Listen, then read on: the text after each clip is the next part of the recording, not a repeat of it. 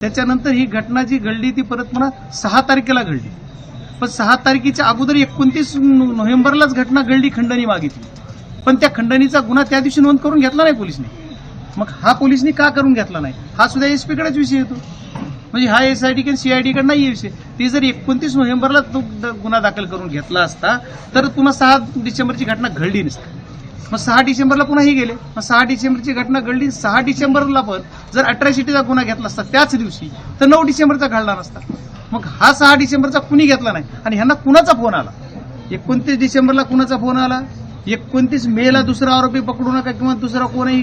19 मेला जी 29 त्या दिवशी नाही 29 मेला पण जो झाला त्याच्यातला एक जो आरोपी होता तो आणखी अटकच नाही, कोणही तीच माहित नाही, त्याच्यावर कारवाई नाही. आणि त्याच्यानंतर 29 नोव्हेंबरला जी घटना घडली, 29 नोव्हेंबरला ह्या वाल्मिक कराड बरोबर जेवढे फोटो दिसतात तेवढ्याना तरी तुम्ही 6 आरोपी करा ना. कुणाचं एबीसीडी सगळ्याची नावं घ्यायची गरजच काय?